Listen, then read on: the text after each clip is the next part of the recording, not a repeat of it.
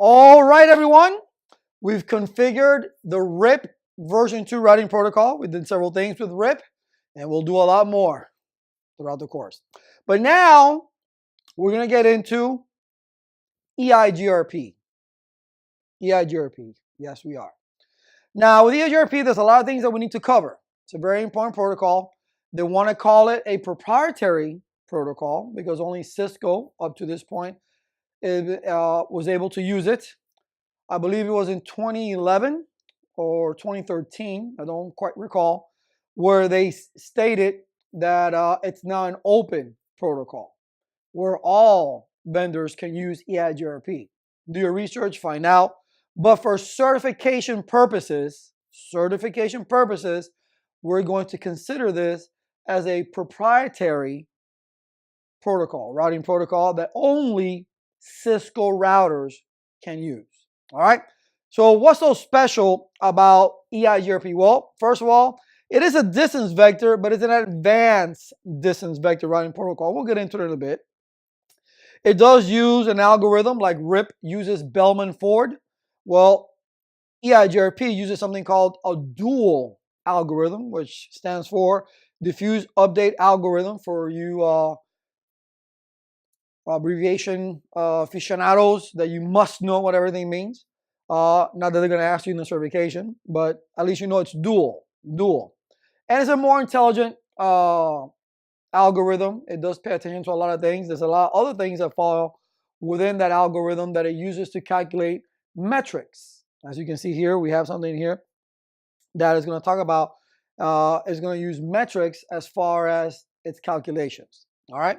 It also uses autonomous systems. All right. You can have up to 255 autonomous systems, but by default, it only has 100.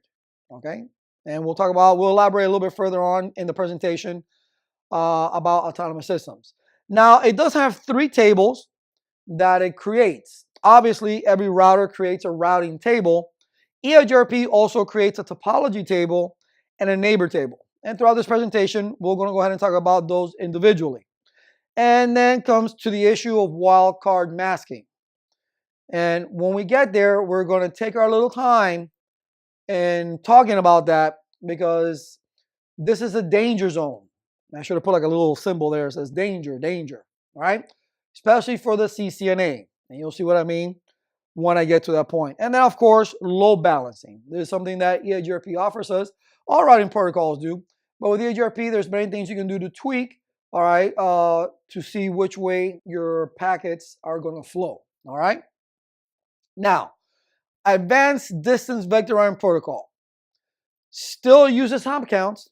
Just told you, set to 100, maximum is 255. Convergence time is much quicker than RIP, much quicker than OSPF. All right, now the first time that when it's trying to converge, okay, what it's going to do is it's going to send out a complete update to its neighbors. And then it just sends updates as needed. It maintains that neighbor relationship with its neighbor router using hellos. One thing to say about these hellos saying, hey, I'm still here, hey, I'm still here, is the fact that they don't have to be the same. As with OSPF, the hellos must match. The hello intervals and the dead intervals in OSPF, they must match their neighbor router. In EIGRP, that's not the case. But that's how they maintain their neighbor relationship, their adjacency with their neighbor router. Okay? And that's exactly what I said here. And most importantly, the administrative distance of 90. Why do I stress the administrative distance so much? And I've talked about the administrative distance quite a bit. The reason being is, being an instructor, all right, when I give exams, right, to my students, I want to make sure that they understand the concepts. So I'll draw a diagram and I'll say, hey, if I configure these 3 routing protocols plus static routes, or let's just say 3 routing protocols, RIP, OSPF, and EIGRP, which out of these 3 will make it to the routing table? And I'll put all sorts of different answers that kind of make sense. But there's only one thing that's going to make that choice, and it's the administrative distance. Because the lower the number, the more believable the route. Now, it's an advanced systems vector routing protocol, yes, but it has link state qualities due to the fact that it has hellos, it creates tables, all right? It only sends updates as needed. Unlike RIP, where every 30 seconds or however you tweak it, you're gonna get the entire routing table out on these updates. Now, I keep saying updates. I wanna clarify that a little bit. When these updates are being sent, they're being sent via a multicast address. If it's RIP, it's 224.0.009. I gotta do that or else I'll say too many zeros. 224.0.009. In the case of EIGRP, it's 224.0.0.10. So when you see that, if you're to do a debug IP EIGRP and see what's happening in the background, and you may see a print screen that says, hey, 224 whatever, that's just an update. That's all it is. 224, that multicast address, is what's actually sending the updates of the routing protocol. All right. The dual algorithm. Now, when we get into dual algorithm, you see it says here we use K values and it calculates metrics. Now, the K values, and they're there right there, you can read them for yourself. All right, they must be the same on the routers. They must be the same on the routers. Meaning, your bandwidth, your delay, your reliability, your load, and MTU is a toss-up, okay, because it all depends on the packets that you're sending back and forth. There's a debate if MTU really falls in there. But if asked, or you get to, pick A, B, C, D, E, F, G, or whatever the case may be, bandwidth and delay are the two main ones that EIGRP uses to make a decision to send the packet on its way. All right. So these K values got to match their neighbors. And this is how, or one of the things that the algorithm uses, all right, to create the best path possible. All right. So it calculates metrics, and you can see here is based on bandwidth and delay. All right. And one thing that it does, it generates a feasible and successor routes. Feasible successor and successor route. What does that mean? Now we'll talk about those also in a little bit more length. But basically what it is, the successor, right? I've successed. I'm the winner. So I will end up in the routing table. The feasible successor came in second place. So he's going to end up in the topology table. Now in the topology table, which we'll talk about in depth as well, all routes go in there. Every last known route will be in the topology table, but the feasible successors will always stay there. And we'll talk about that a little bit more later on. But the successor routes definitely will be in your routing table, and you do a show IP route and it'll be there. All right. And it's important that you want to have feasible successors because this, like it says right here, loop-free routes. EIGRP, again, quotes, guarantees a loop-free environment because of its calculations to create metrics. Even though it's based on hop counts, meaning you can only go as far as 255 routers, but it uses metrics. The lower the metric, the faster the route, and that's the way the packets are going to flow. So the design, if you decide to use EIGRP, is extremely important because you do not want to fall into routing loops because you can do it all on your own. EIGRP will say, oh, what's going on here? And then you'll have too many feasible successors, and that can create a problem, but that's beyond the scope of the CCNA. All right, so this is your dual algorithm.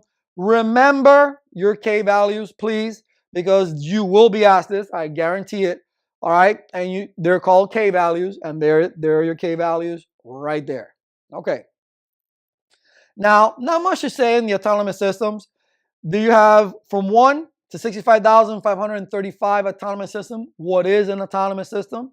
Basically, you're going to create, or they will create for you, and you may have to fix it, where all the routers must be in the same autonomous system, which means that they share the same routing table information. If we are all on EIGRP 120 and for whatever reason, one router we put EIGRP 12 because we forgot to put the 0, then that router will not participate with the rest of the routers because he's in a different autonomous system and he's not going to share his routing table information. Now, that's true for a single autonomous system, which the CCNA does. But there is something called route redistribution, where you can actually redistribute from one autonomous system to another. But again, beyond the scope, but just to let you know, because real world out there, you're not going to have the same autonomous system throughout different counties, throughout different states. You're going to have different ones, so you're going to do your redistribution. But again, it's beyond the scope. Just know that it can. So again, all routers must be in the same AS. All right. That's one of the things for the CCNA that you need to know. You need to be in the same autonomous system. All right. Keep that in mind. So when you look at a picture and you're doing EIGRP and somebody says, oh, this router's in 100, this one's in 200, this one's in 300, they're not talking. What's the problem? Oh, we're not in the same EIGRP autonomous system. Okay. All right. The topology table, very important. How do you look at that? Show IP EIGRP topology. And when we get into the lab, we'll go ahead and look at that. All right, there's a lot of things that we're going to learn in EIGRP. It is a complex protocol. There's a lot of things you can do with it, all right? And now for the new CCNA, there's a lot of things that they want you to do with it. Now, it maintains the following. All routes learned by EIGRP. I told you that. The feasible successor remains in the topology table. Why? It's a backup route. For whatever reason, the successor route, the best route, right? The active route goes down. It will query, EIGRP will query the topology table and then choose that route and put it in the routing table. That way it doesn't have to recalculate the whole thing. If you don't have feasible successors, then it's got to go out and send updates all throughout the routers to create this, new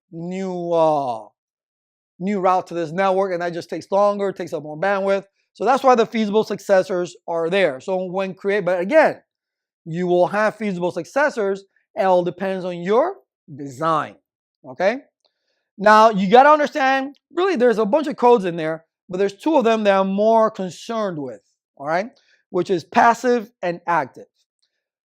When you look, and you will see it, and you do a show IP EIGRP topology, on the left-hand side, you're going to see at the bottom, it says P, passive. However many networks you have or learned is going to have a P on there, which means passive. That means, hey, I've learned about this route. We have converged. It's okay. We're good. All right. If you see active, that means it's actively looking for that particular network, and that's an issue. Because a question could be posed like, hey, why can't you ping to this particular network? What's going on? And we're using EIGRP. You can do a show IP EIGRP topology. Take a look at it. It may say active. You may get a print screen. And all you got to do is just look. And the one with the active means it's still actively looking for it. It hasn't found it. For whatever the reason, that will be the issue right there. So you don't want anything to say active. You want everything to say passive. Okay? Now, what does FD or feasible distance mean? That is, the feasible distance is the best route to get to where you need to go. That's what feasible distance means. Now, we're going to do a little math. Don't go crazy, but we're going to do a little math later on how to create these feasible successors and what math it uses to say, hey, this is the metric and this is how I generated because of the feasible distance from this route to that route and all that. So we're going to get into that. All right, we're going to get into that a lot deeper, and we'll do little drawings and everything, and I'll show you how that math works. Okay? All right. The neighbor table, the name speaks for itself. Okay? It shows you who you're connected to directly. It shows you your neighbors. All right? It'll show you what interface it was learned on, what interface it's coming from. It's going to show you hold times. It's going to show you times that it elapsed. It's going to show you a bunch of things, but based on your neighbor. So another good command, show IP EIGRP neighbors, is good to see, hey, who's next to me?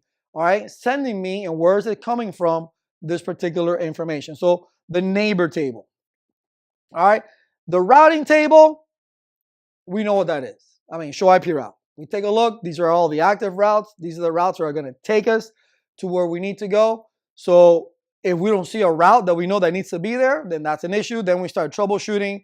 We start looking at the topology table. We start looking at our neighbors table. We start trying to do pings or trace routes or what have you. We start looking into other things so we can find out, hey, why isn't that particular route there? Well, we can always use default routes, can't we? Static default routes. Now, here's what I told you, wildcard masking, all right?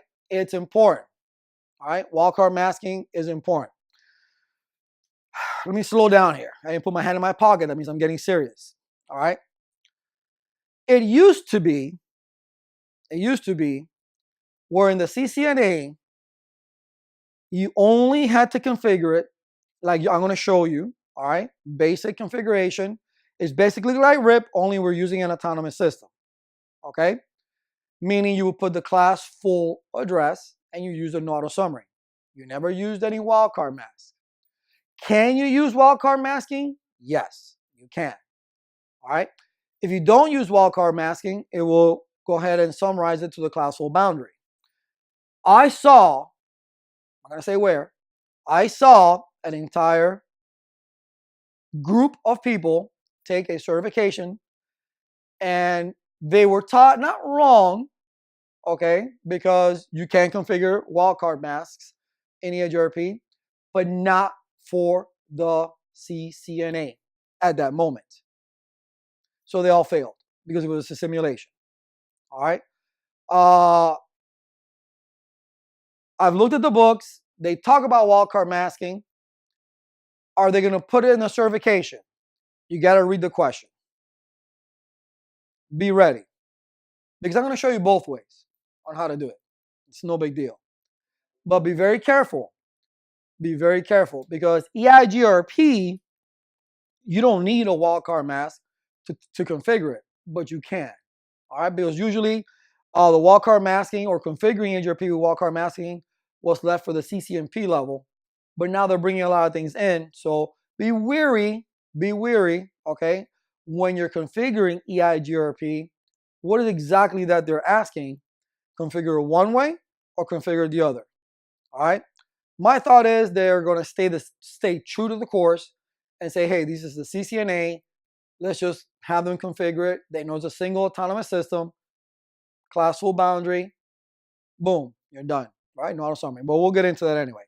Now, it does have load balancing. All routing protocols have load balancing, but we're going to look at it in EIGRP. Now, EIGRP has something called the variance command. And what the variance command does, you take a look at your metrics. Let's say you have a metric of 1 million on one, and you have a metric of 3 million or 2 million on another, and you want to bring those two together, okay, as one.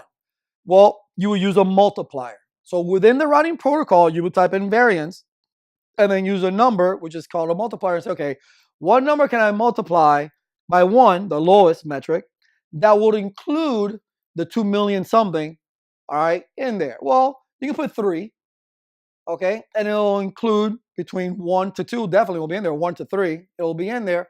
So that would include that, and then EIGRP will look at that and say, oh, okay, so I can go ahead and send part of my traffic this way and part of my traffic that way. So you can load balance across both paths. But you can also tweak it, right? You can go inside the interface and you can mess with the bandwidth, right? Or you can mess with the delay, all right? We're just going to mess with the bandwidth, and I'm going to show you first which way the packet's going to flow, and then we're going to make it go in the opposite direction by manipulating the bandwidth, okay? But that's EIGRP, and as we go through the labs, definitely we'll get a little bit deeper and explain a lot more on how EIGRP works. So I hope you're ready. I'll see you in the next one.